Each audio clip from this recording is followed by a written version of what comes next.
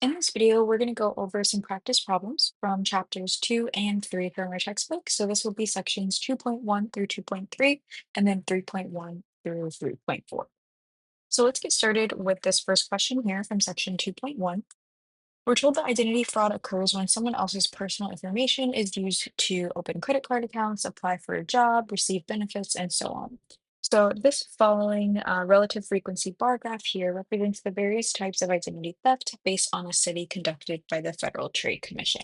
So we're going to use this bar graph here to answer some questions. The first is approximately what percentage of identity theft was loan fraud? So we can just look directly at this graph here. We have loan fraud on this vertical axis, and then to figure out the frequency, we're going to look at this horizontal axis here. So loan fraud, it looks about 0.05, so this is going to be 5%. So 5% of identity theft was loan fraud. All right, let's look at question B here. So if there were 10 million cases of identity fraud in a recent year, how many were credit card fraud? So someone uses someone else's credit card to make a purchase. So again, we're just going to look at this bar graph here. We're looking at credit card fraud.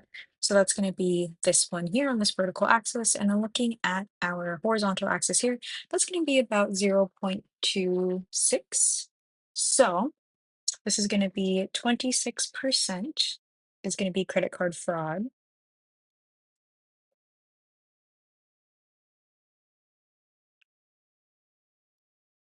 All right, but we want to figure out how many were credit card fraud given there are 10 million cases of identity fraud. So what we need to figure out is what 26% of this 10 million is. Right, so 26% of overall identity fraud is credit card fraud. So to get an actual value for this, all we need to do is multiply this 26% by this 10 million. So we'll take 10 million times our decimal version of this, which is 0.26.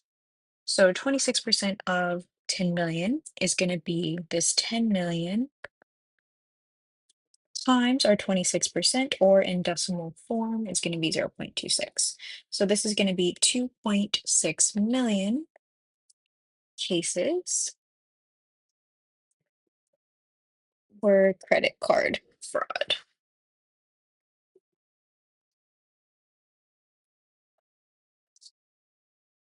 All right, so let's move on to question 24 here. So a phlebotomist, I hope I'm saying that correctly, draws the blood of a random sample of 50 patients and determines their blood types as shown in this table here. So we're going to use this table to answer the following questions.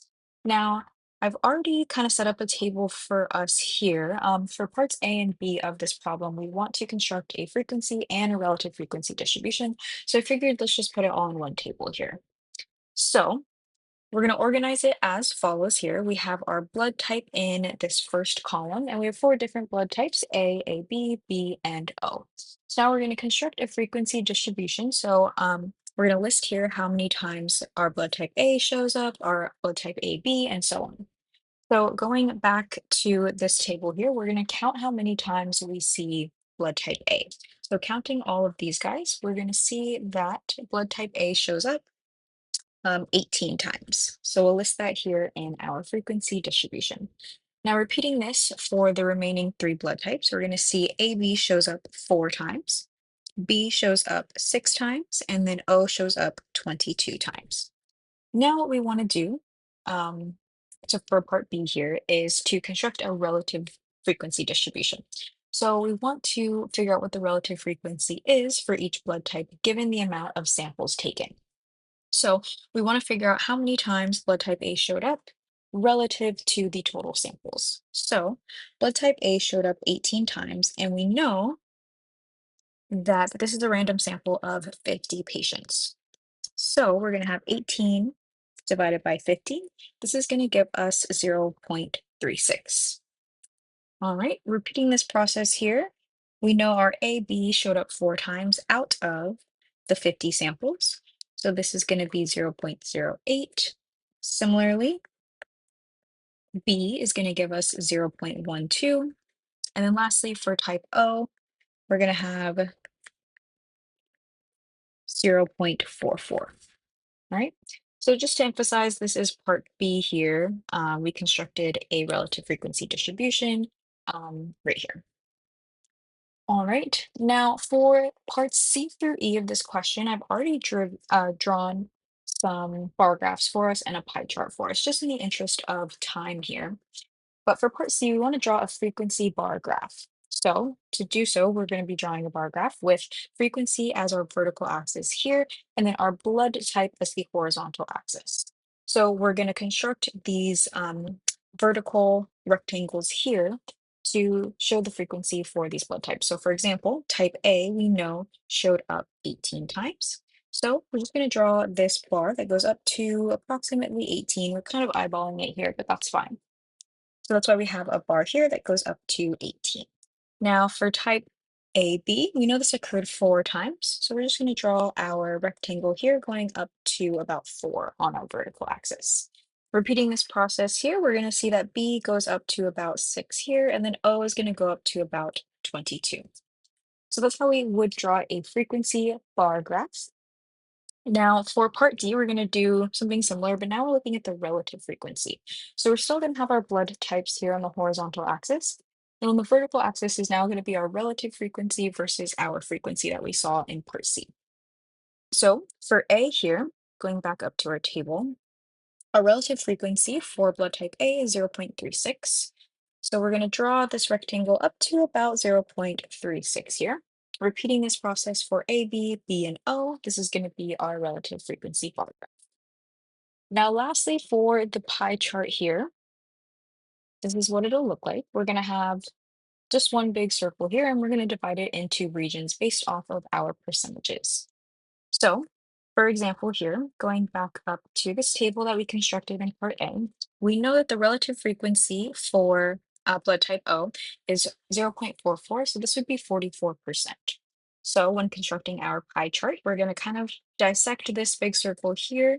A little less than half of this guy is going to be 44%. We're going to label that with our blood type O. Repeating this process here, if we look at this other big section, we have our blood type A. We know our relative frequency for blood type A was 0.36, so that's going to be 36%. Similarly, our relative frequency for B was 0.12, so that'll be 12%. And then for AB, that's going to be 8%. So this is what a pie chart would look like representing this data. So there are multiple different ways to represent the data here that we saw for this example. All right, so this brings us to section 2.2. We're going to start with question 10 here. So a car salesman reports the number of cars he sold for each week for the past year. So the following frequency histogram shows the results here. Now, just to note here is that in this case, we're looking at a frequency histogram. And in the last example, we looked at a frequency bar graph. Now, the main difference between these two guys is that a histogram, these bars are touching, and a bar graph, they aren't. And this is because with a histogram, this is showing the distribution of continuous data, whereas with a bar graph, we are comparing different categories. So in the last example, we were comparing different blood types. Yep, so just something to note there. Now we're going to use this data to answer the following questions. So for part A, what is the most frequent number of cars sold in a week?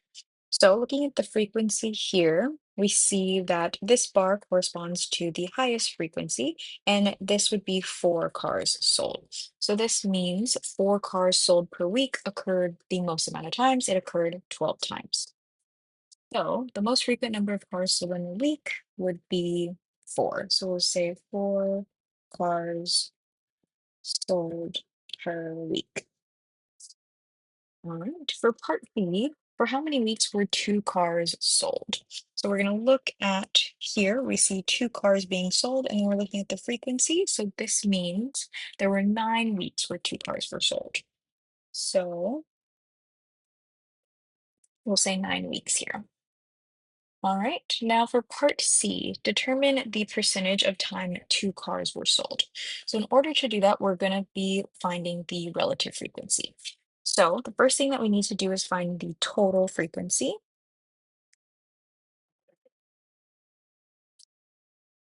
So we're going to add up all of the occurrences here. So Going back up to our histogram here, we're going to be adding up the total frequency. So we're going to be adding 4, and then 2, and then 9, and then 8, and so on. Okay, so our total frequency here is going to be this sum.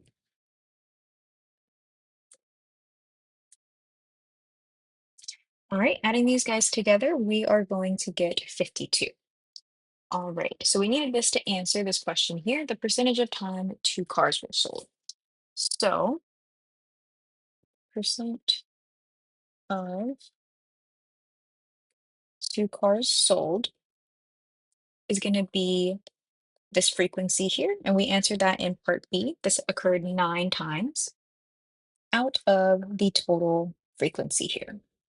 So this is going to be 0.173, and then converting this to a percentage by multiplying by 100, we're going to get 17.3%.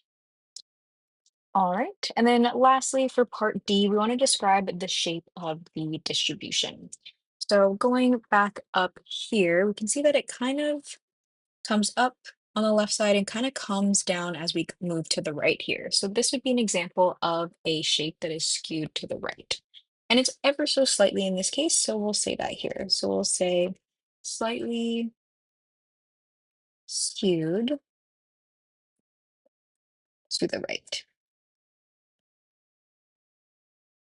Moving on to question 20. So in an experiment, a researcher asks a basketball player to record the number of free throws she shoots until she misses. The experiment is repeated 50 times, and this table here lists the distribution of the number of free throws attempted until a miss is recorded. So we're going to use this information to answer some questions. The first, we want to construct a relative frequency distribution of this data. And so to do that, we're actually just going to add this on to this table here. So we're going to create another column for the relative frequency. So for this first row here, we're just going to have the frequency. So the amount of times that this occurred here, that there was one free throw until a miss, relative to the number of times the experiment is repeated. So this happened 16 times relative to the 50 times that this experiment was repeated. So this would give us 0.32 or 32%.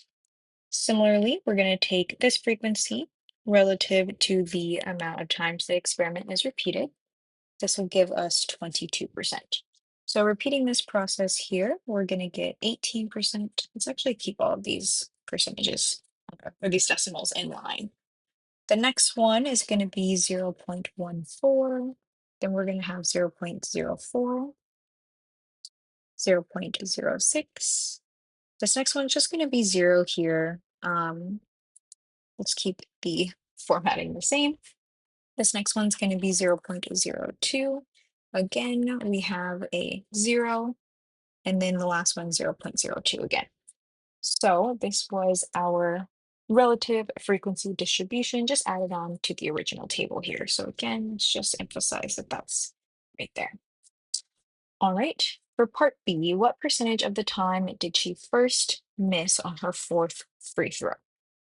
Okay, so first missing on our fourth free throw, this is going to be this guy here, and this happened 7 times. So we want to find this percentage, and we can just look directly at our relative frequency distribution. So this happened 7 times relative to the 50 times this experiment was conducted, which we know is 0.14, which is 14%. All right, so this comes directly from our relative frequency distribution. For part C, what percentage of the time did she first miss the 10th free throw? So again, we can just go back up to this table. The 10th free throw here, this is going to be 0.02, which is 2% of the time. And just to emphasize, this is 1 out of 50, which gives us this decimal, which is 2%. But I do want to note that both of these come from the table above when we did our relative frequency distribution. All right, and then for part D here, what percentage of the time did she make at least 5 in a row? So if she's making at least 5 in a row, this means she's going to miss on the 6th, 7th, 8th, and so on. So misses on 6th, 7th, and eighth free throws, and 9 and 10, all the way up to, yes, 10 in this case. So what we're going to do is find the relative frequency for those free throws. So going back up to this table here, the amount of time she missed on the sixth throw was 3, the seventh was 0, and so on. So we're going to add these frequencies together. So we're just going to add 3 plus 1 here. So that is the frequency that she misses on those throws relative to the amount of times that we repeated this experiment. So this is going to give us 50, or 5 over 50, which is 10%. So this is the percentage of the time that she made at least 5 in a row. Now, in section 2.3, we're looking at misleading representations of data. Now, there are tons of examples of this in the textbook, so be sure to check that out, but let's do one here. So we're told that the following relative frequency histogram represents the proportion of employed people aged 15 to 74 who are members of a union. So for part A, we want to describe how this graph is misleading and what might a reader conclude from the graph. So right off the bat, we're just going to look at this graph here and see what we can conclude. For example, here, the highest percentage of people in a union seem to be aged 55 to 65. Now, that seems to be cut in half for people aged 25 to 35, and a little more than half for those 65 and older. Similarly, for the age group 15 to 25, that seems like a pretty low percentage, maybe like 1 to 2%. So what we're doing is we're just looking at this data and making some conclusions from it. However, this is a misleading graph, and the main reason why is because of this vertical axis here, this percentage. Notice our vertical axis is starting at 4. Usually our vertical axis is going to start at 0. So just by this decision here, this entire graph is misleading, and we'll see why in a moment. So the vertical axis starts at 4. This is how this graph is misleading.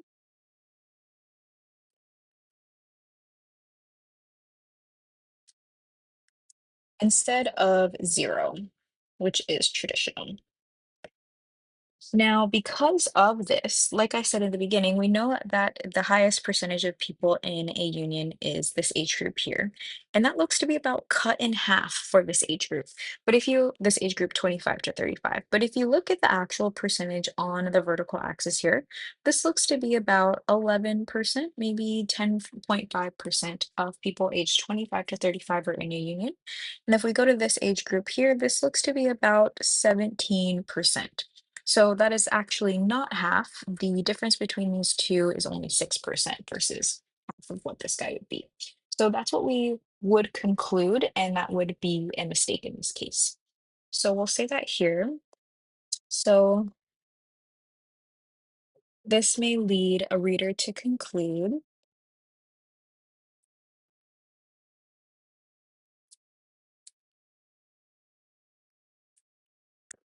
the percentage, I'll abbreviate this, of 25 to 35 years old is close to half of those aged 55 to 65. Now, we'll see that this is the case in part B. In part B, we wanted to redraw this histogram so that it's not misleading. So I've already done that for us in the interest of time here. We have our percentage on the vertical axis, and we're starting at 0. And then we have our age on this horizontal axis here. So if we go back to this original data here, the age group 15 to 25, that looks to be about 5% here. So that's what we have here, about 5%. And we see this on the vertical axis. The next age group is about a little more than 10%, about 11%. So that's what we have represented here, and then so on. Now, when we're doing it this way, when we scaled this vertical axis like this, starting at 0, we can see the distribution of data here. And in fact, we can easily see that the age group 25 to 35, this percentage is not going to be half of the percentage of this age group 55 to 65. So this is this same exact data here, but just redrawn so it's not so misleading at first glance. All right, so let's look at question 16 from section 3.1. So the following data here represent the flight time in minutes of a random sample of 7 flights from Las Vegas, Nevada to Newark, New Jersey on United Airlines. What we want to do with this is compute the mean, median, and mode of this flight time here. So the first thing that we're going to do is find our mean here. And since we're looking at a sample, this is going to be denoted with this X bar here. So we're looking at our sample mean, and we know that the mean is just going to be the sum of our values here divided by the amount of values that we have. So we're going to add all of these guys together,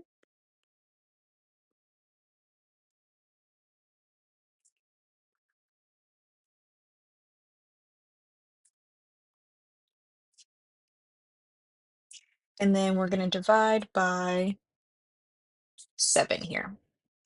All right. So this is going to give us this here. And so our mean is going to be 266 and then minutes in this case. All right, so that's how we'd find our sample mean.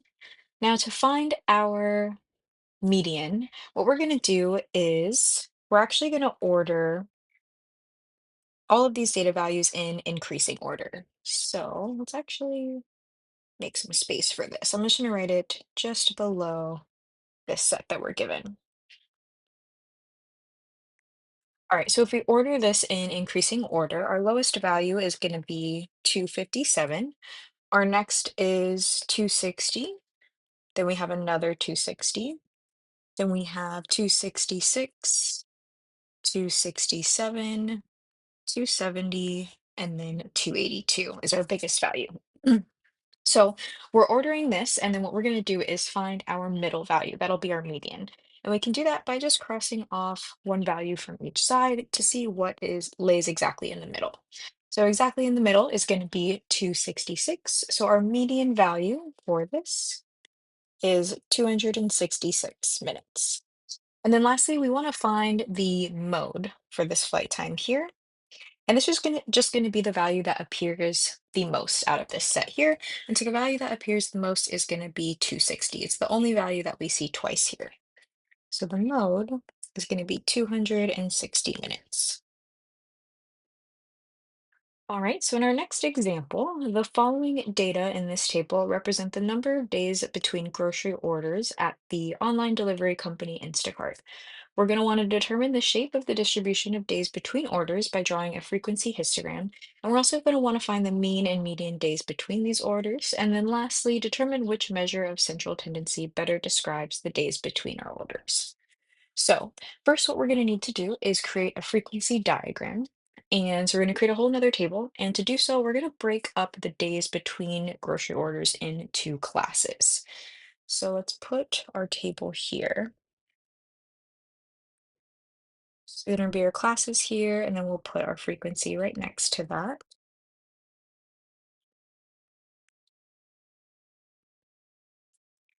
Okay, so looking at the number of days between orders here, it looks like the lowest value is 1 and the highest value is 30 here.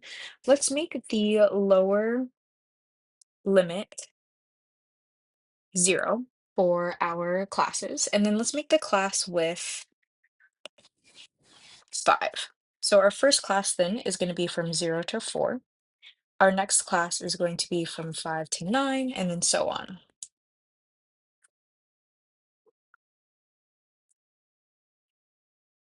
20 to 24.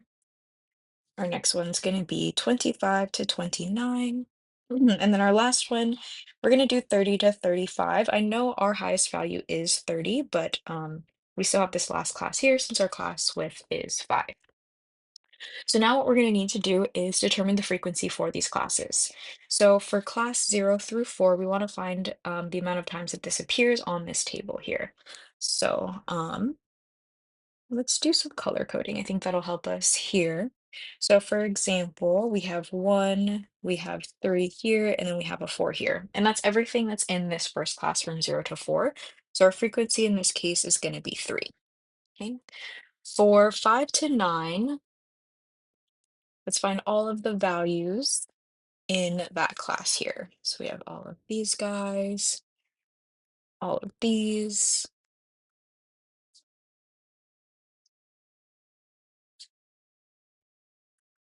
and I think that's everything. So counting these guys up here, we're going to get 18. Okay, so repeating this process for the remaining classes here. We're going to have 8, 2, we're going to have nothing in this class from 20 to 24. Then we're going to have 2 in this one, and then 7 in this one here. So now with this information here, we can construct a frequency histogram. So let's do that in this bottom corner here. So this is going to be our vertical axis and then our horizontal axis here. So our vertical axis is going to be the frequency. And looking back at what we have here, maybe let's increase in increments of 5 here. So this will be 5, 10, 15, and then 20 here. Okay. And then on the horizontal axis is going to be days. And we're just going to break this up into our classes here, but we're also going to increase in increments of 5. So we'll have 5,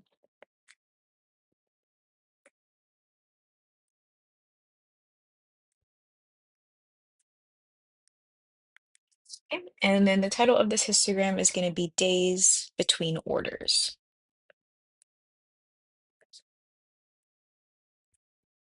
All right, so let's create this histogram here. For our first class from 0 to 4, our frequency was 3. So we're going to have a bar just under this guy here around 3 to represent this first class. Right, for the second one from 5 to 9, our frequency is 18. So we'll have this bar just under 20 here for this second class. All right, repeating this process here. The next one, our frequency was 8 for this next class. So we'll have a bar just under 10 here. We're kind of eyeballing it, doesn't have to be perfect. The next class, we have a frequency of 2, so this guy will be kind of small, right around here.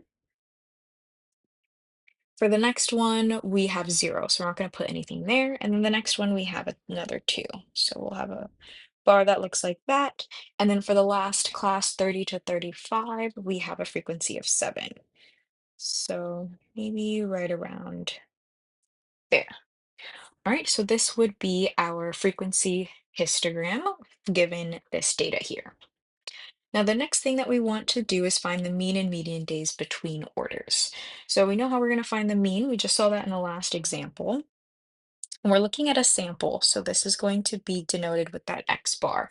So what we're going to do is take the sum of all of our different data values and then divide by the amount of data values that we have. And so that's everything in this table.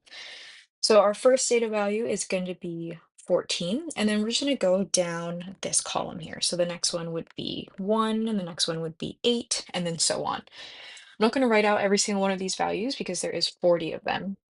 So I'm just going to denote that we're continuing this addition with this plus and then this dot dot and this other plus. Our last value is going to be 30. That's this guy right here. And then we're going to divide by the number of values in this table here, which is 40. Doing that, we're going to have this here, which is 12.9 days. So this is the um, mean days between orders here, so about 12.9 days. Now, the next thing we want to find is the median. So in order to do that, as we saw in the last example, we're going to have to arrange the data values in order. So since there's so many, I'm just going to state that there without actually doing it. So we're going to arrange our data values in order. Doing that, we're going to find that we have two middle values. We have 40 data values in total, so we're not going to have something exactly in the middle. We're going to have two data values, and these middle values are the 20th and the 21st. So what we're going to do to find the 20th and 21st values. So to find the median, we're going to denote this with capital M.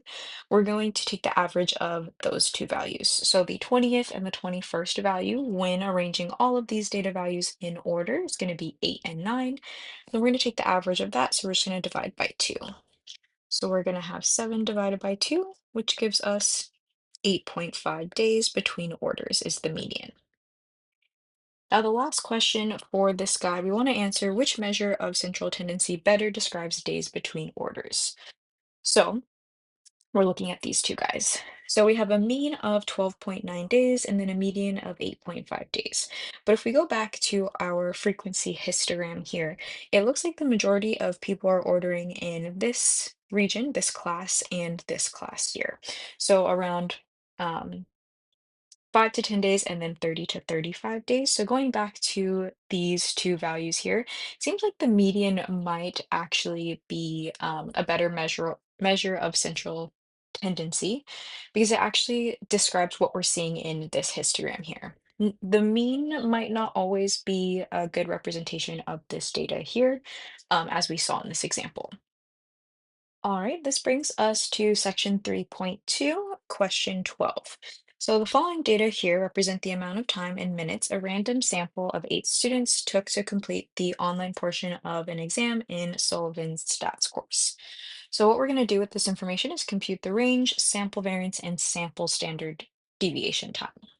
So, as you can see here, I have this formula here for the sample standard deviation. So we're going to use that in a minute, but the first thing that we want to do is compute the range.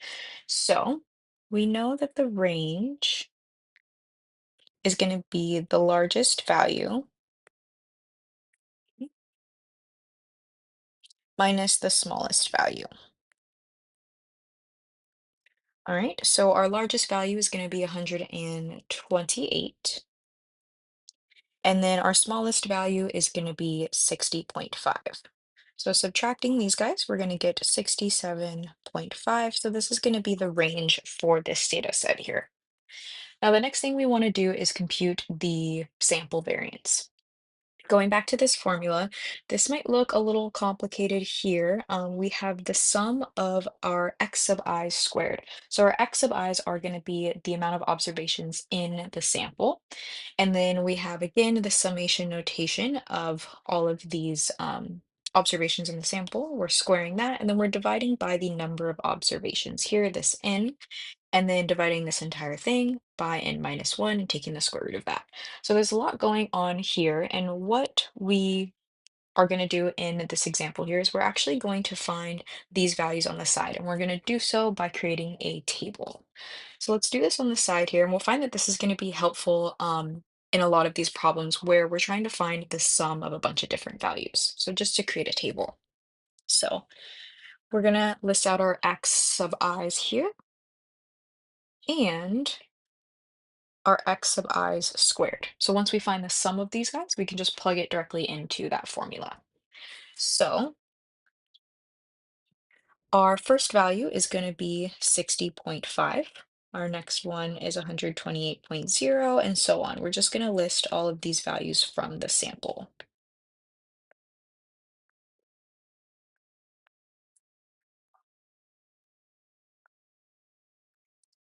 All right, now we want to find the sum of all of these values. So we're going to use our summation notation.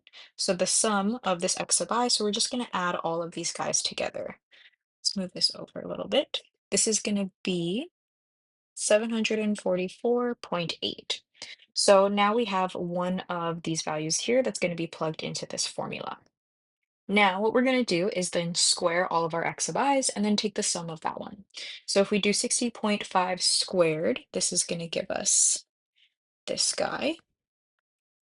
Doing the same thing for all of these values, we're just going to fill these in.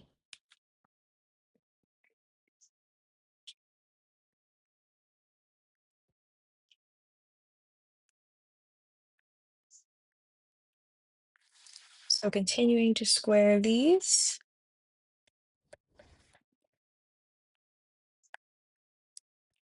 And then we'll add them together.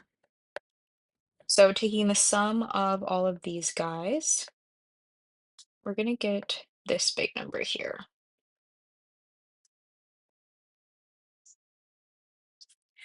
All right, so now what we're going to do is plug these guys into our formula for this sample standard deviation, this S here. All right, so S is going to be the square root of, we're going to have the sum of our x of i's squared. That's going to be the first value here. So it's going to be that 72,000. And what we're going to do is subtract out the sum of this guy, and then we're going to square it. So we're going to do 744.8, and we're going to square that. And then remember, we're dividing this value by the number of observations that we have. So that would be 8. We have 8 of these data values here. Lastly, we're going to divide this entire thing by 8 minus 1, which gives us 7. And then we're taking the square root of this whole thing. So let's do a big square root here. All right, plugging all of this into a calculator or doing each of these step by step here using PEMDAS, we're going to get this is approximately 22.2709. All right, so this would be our sample standard deviation time. And so this is in minutes. And then lastly, we want to find our sample variance. So this is just going to be S squared, which is going to be about 495.9914. And again, this is in minutes. So this is our sample variance here. All right, so whenever we're dealing with these kinds of formulas here, it is helpful to create tables like this, and we'll see some of this in section 3.3 as well.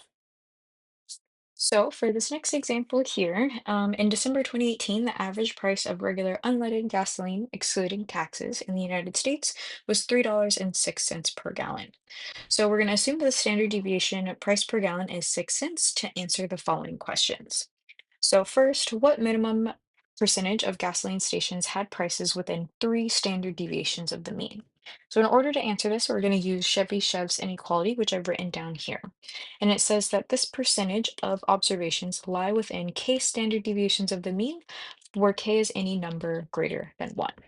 So in other words, this percentage of observations lie between this value and this value here.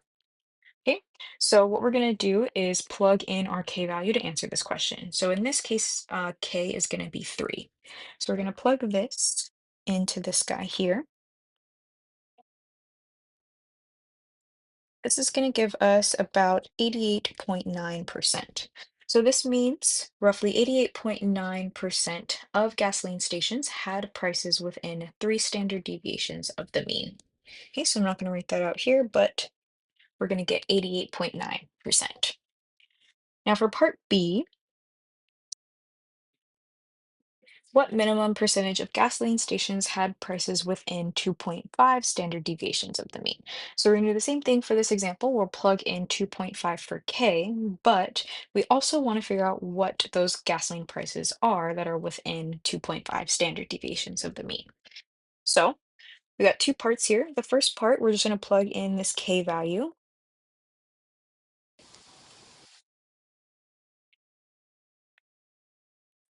Doing so, this is going to give us 84%. So this is the percentage of gasoline stations that had prices within 2.5 standard deviations of the mean. So with this information here, we're going to be able to find the actual gasoline prices, and we're going to do so using these values here. Okay? So the first one here, we're going to plug in our mean, which is going to be the $3.06, and we're going to subtract out 2.5 standard deviations from this guy. This is going to give us the minimum value that's within 2.5 standard deviations of the mean. Doing so, this is going to give us, we'll put our units here, this is going to give us $2.91. And then we also want to find our maximum value that's within 2.5 standard deviations of this mean.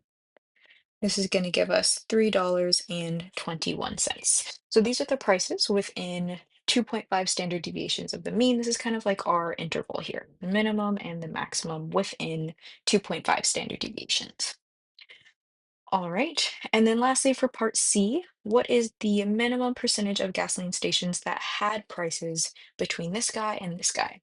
So in this case, we're not given our K value. We still want to find this percentage, but instead we're actually given this minimum and this maximum value, kind of like what we saw in part B. We're given these prices. But in this case, we don't know what K is. So what we could do is kind of guess and check here.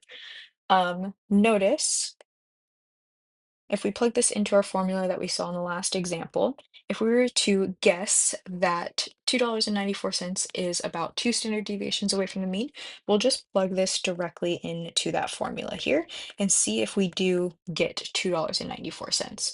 Doing that, we do get this price here. So similarly, our maximum value can be found by adding two standard deviations to our mean here. Doing so, we are going to get $3.18. So by doing this, this tells us that our K value is equal to 2. And we kind of just found that by guessing. But what we can also do is plug in our information into this formula here, right? We want this guy, this minimum value within case standard deviations to be $2.94. We already know that our sample mean is going to be $3.06. We don't know what K is, that's what we're trying to find, but we know our standard deviation is this guy. So we have this equation here, and what we can do is we can solve for K. Doing so, we're going to get that K is equal to 2. So either way, you can kind of guess and check or actually plug this into this equation here. Either way, we get that K is going to be equal to 2, so we're able to find the minimum percentage of gasoline stations that had prices within two standard deviations by using this formula here.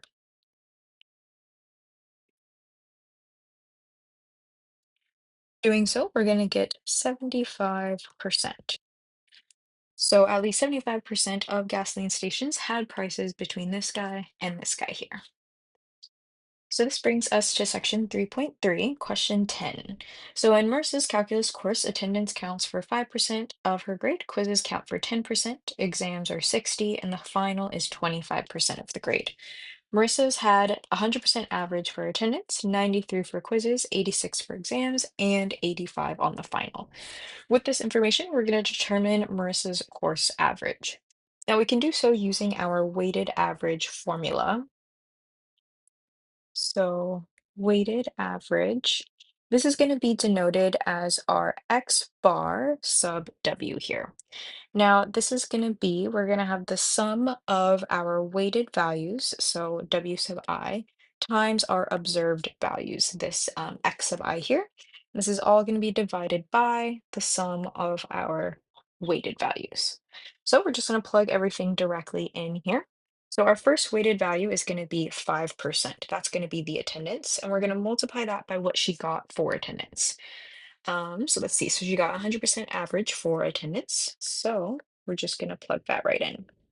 Now, these are all percentages here, so I'm just going to denote that with that percentage sign. Now, the next one, quizzes count for 10%, and she got a 93% for the quizzes. So repeating this, let's see, exams count for 60, and she has an 86 on exams. And lastly, the final counts for 25. And let's see, she got an 85% on the final.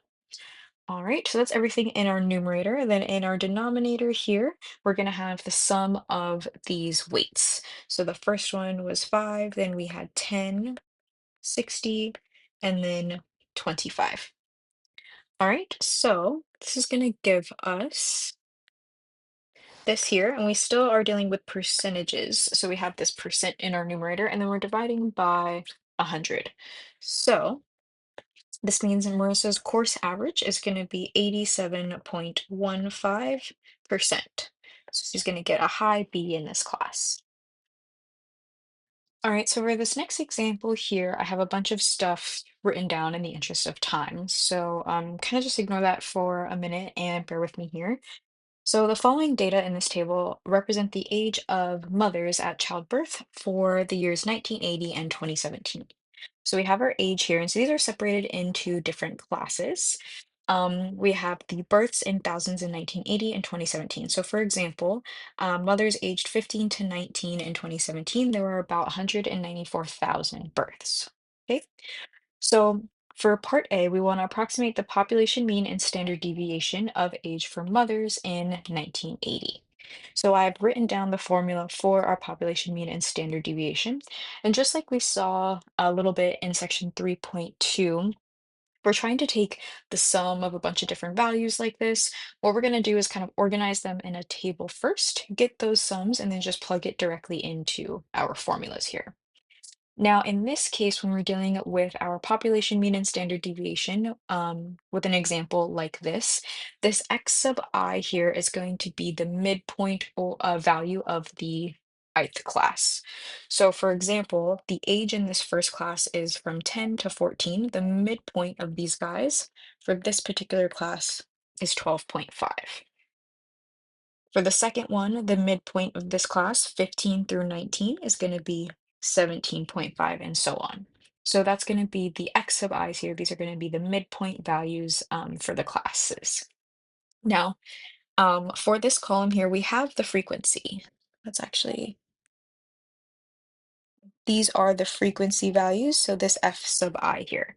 So for this class, the midpoint is 12.5, and we're going to multiply this midpoint by this frequency, this 9.8 here. So this is going to be 12.5 times 9.8, which is going to give us, I'm actually going to write this a little bit smaller so we can fit everything in here. 12.5 times 9.8 gives us this here. Okay, doing the same thing for the next one, we would multiply 17.5 times this guy here. This would give us, and so on. Okay, so moving on to the next one here, we're going to take the square of this guy. So this is going to be 156.25. And then lastly, in this column, we're going to take this value and multiply it by the frequency corresponding to this class here. So this 9.8 here. So we're going to do this 156.25 times this 9.8. Just to emphasize what we're doing, we're going to get this value here. Okay, so we're going to repeat this process for every single class that we see here and get the sum of these guys. So I'm going to go ahead and fill that in, and I'll be back in a minute here.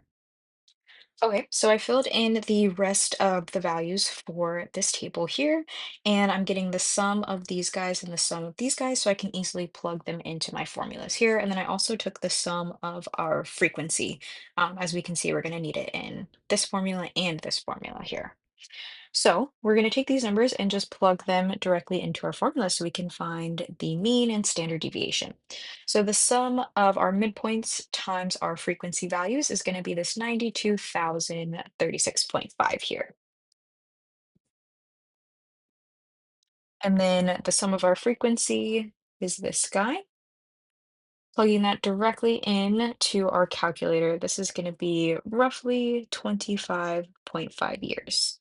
So that is the mean age for 1980. Now we're going to find the standard deviation. This guy is going to be a little trickier. We're going to take the square root of, so we're going to take the sum of these midpoints squared times the frequency, which we found in this last column to be this big number here. So plugging that directly in, and we're going to subtract out this guy, which we know is this 92,000 here. We're going to square it and then divide by this frequency. So this is going to give us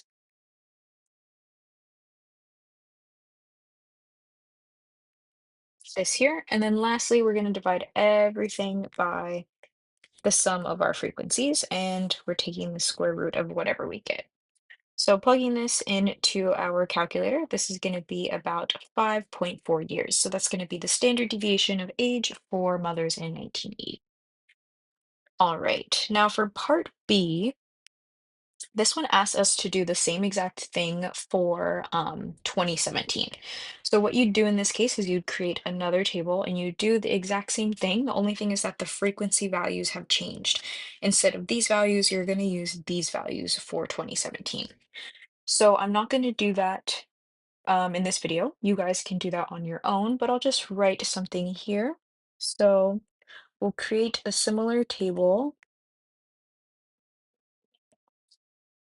um, similar table to the one above, but we'll use the 2017 data. All right, doing so, I'll give you what the mean and standard deviation is. We're going to get that the mean is approximately 29.3 years. And then the standard deviation here, this sigma, is going to be about 6 years. All right. And then part C, which year has the higher mean age? Going back up to part A, we have 25.5 and then 29.3. So clearly 2017 has the higher mean age. So this means that the average age of mothers has gone up since 1980. I can spell this correctly, has gone up since 1980, which makes sense. And lastly, for part D, which year has more dispersion in age? And this is again going to be 2017. As you can see, 2017 has a larger standard deviation, this 6 years versus this 5.4 in 1980. So 2017, given that 2017 has a larger standard deviation. All right, so this brings us to our last section in this video, section 3.4, question 8 here.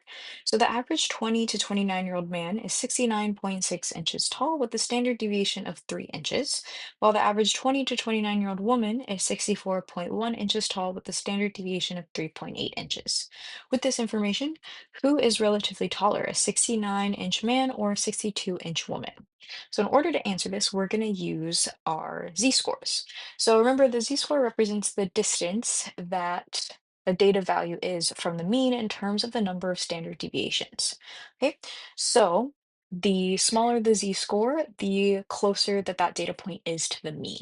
So we'll use this information to figure out who is relatively taller. So first, for the 67-inch man, we're going to call that z-score z sub 1. And so we're just going to plug in the information into our formula for the z-score, which is given by this here. We have our data point, we're subtracting out the mean, and we're dividing by the standard deviation.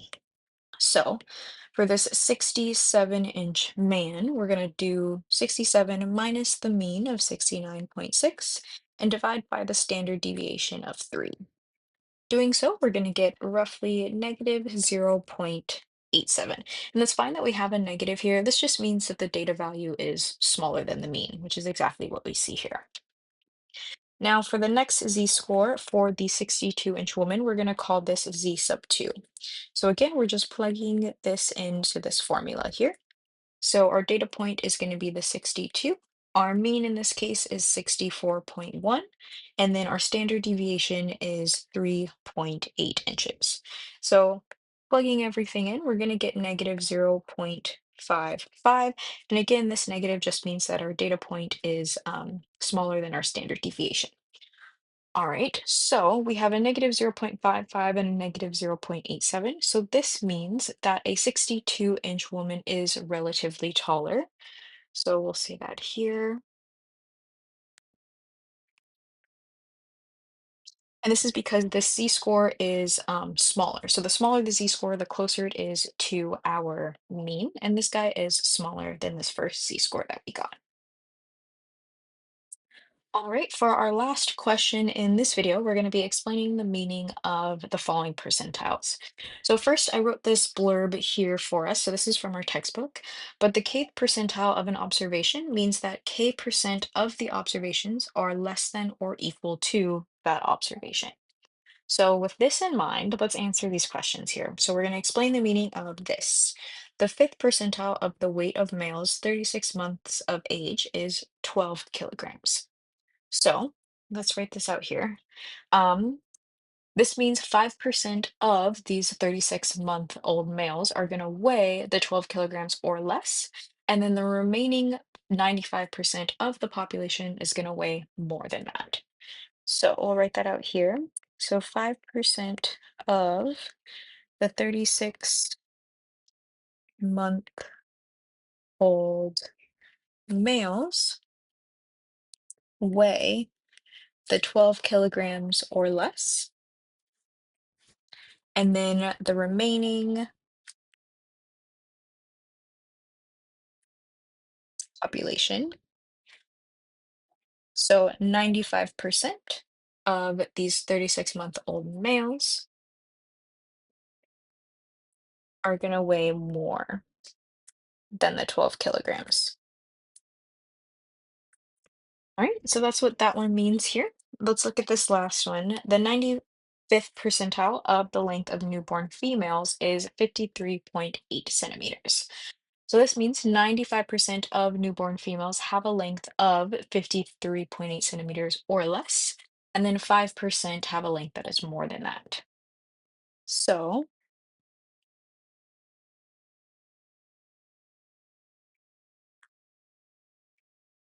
so 95% of newborn females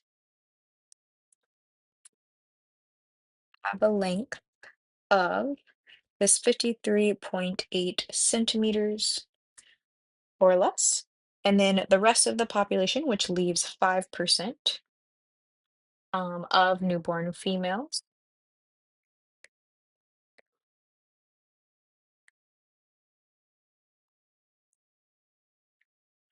have a length greater than this 53.8 centimeters. All right, so that's how we would interpret those percentiles, and that concludes this video.